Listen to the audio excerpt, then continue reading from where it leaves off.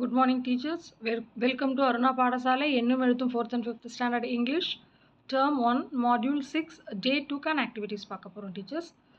Small group activity ல பார்த்தீங்கன்னா reinforcing the story, அன்பு and the fish. 4th standardல அந்த ஸ்டோரியை நம்ம reinforce பண்ணுறோம்.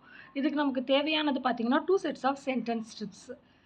நம்ம இந்த சென்டென்ஸ் ஸ்ட்ரிப்ஸை 2 செட் எழுதி வச்சுக்கணும். வச்சுட்டு கிளாஸை 2 குரூப்பாக பிரிச்சுட்டு ஏபி அப்படின்னு பிரிச்சுக்கிறோம். பிரிச்சுட்டு கிளாஸ் 4ல் டெக்ஸ்ட் புக் பேஜ் நம்பர் 112, 113 பேஜில் இருக்கிற பிக்சர்ஸை பார்க்க சொல்லிவிட்டு நம்ம அன்பு அந்த ஃபிஷ் அந்த லெசனில் அந்த ஸ்டோரியை நான் அந்த சென்டென்ஸ் ஸ்ட்ரிப்ஸ் மூலமாக சிம்பிளாக சொல்ல போகிறோம். இப்போ ஆல்ரெடி அவங்களுக்கு அந்த ஸ்டோரி தெரியும். அந்த சென்டென்ஸை நம்ம படித்து காட்ட போகிறோம். படிக்க படிக்க குழந்தைங்க அதை கவனிப்பாங்க. கவனிச்சிட்ட பிறகு அவங்கக்கிட்ட இந்த சென்டென்ஸை கொடுத்துடணும். 2 குரூப் பிரிச்சுருக்கோம் இல்லைங்களா, ஒரு குரூப்புக்கு ஒரு செட் ஆஃப் சென்டென்ஸ் கார்டை கொடுத்துட்டு ரீஅரேஞ்ச் பண்ண ஜம்பிள் பண்ணிடணும். நம்ம அதை மிக்ஸ் பண்ணி கொடுத்துடணும் ஆர்டர் இல்லாமல். அவங்க அது 1 by 1 ஆர்டராக ஸ்டோரி ஸ்டார்டிங்கில் என்ன எப்படி ஆரம்பிக்குது, நடுவில் அப்படியே லைனாக எண்ட் வரைக்கும் அது அந்த சீக்வென்ஸு கரெக்டாக ஃபாலோ பண்ணி கரெக்டாக அவங்க அடுக்கணும். அப்படி கரெக்டாக அரேஞ்ச் பண்ணிட்டவங்க தான் வின்னர்ஸு. அவங்க அந்த குரூப் ப்ரெசென்ட் பண்ணுவாங்க. ப்ரெசென்ட் பண்ணி முடிச்சதுக்கப்புறம் ஒர்க் புக்கில் பேஜ் நம்பர் 70 இருக்கிற அந்த ஆன்சர்ஸ் அவங்களுக்கு அங்கே அதே மாதிரி ஜம்பிள் பண்ணி கொடுத்துருப்பாங்க. அதில் அவங்க ஆர்டராக எழுதுவாங்க. அந்த சென்டென்ஸ் பார்த்தீங்கன்னா இதுதான். அன்பு fed puffed rice to the fish. Anbu grew the fish in the tank. Anbu was good at fishing. 2 fish were dead. Anbu's father asked him to leave the fish in the pond. Feeding fish was their new hobby. Anbu understood and nature is their home. On every Sunday, Anbu and his friend Madan went to catch fish. இது first என்ன வரும்? On every Sunday, Anbu and his friend Madan went to catch fish.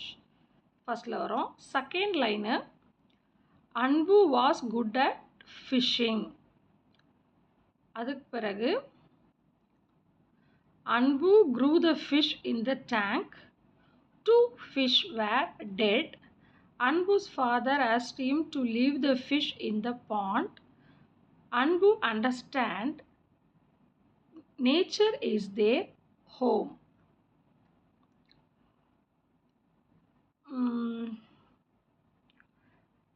Anbu fed puffed rice to the fish.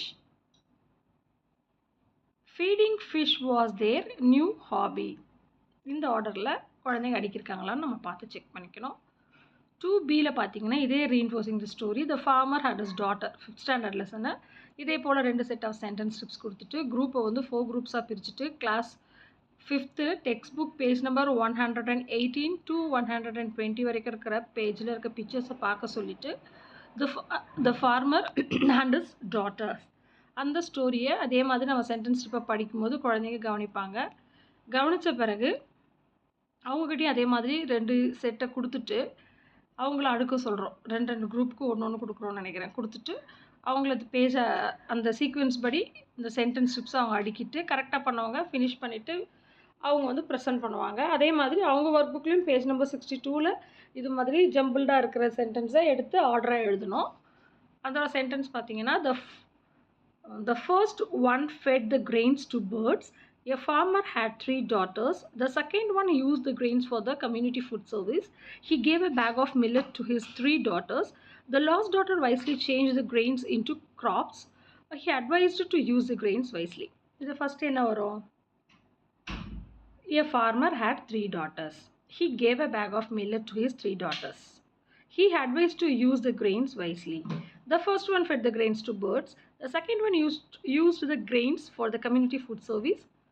The last daughter wisely changed the grains into crops. எல்லாமே சொல்லிட்டோமா? அவ்வளோதான். இந்த ஆர்டரில் அந்த குழந்தைங்க எடுக்கிறாங்களா நம்ம பார்த்துட்டு அவங்கள அப்ரிஷியேட் பண்ணோம். Thank you teachers.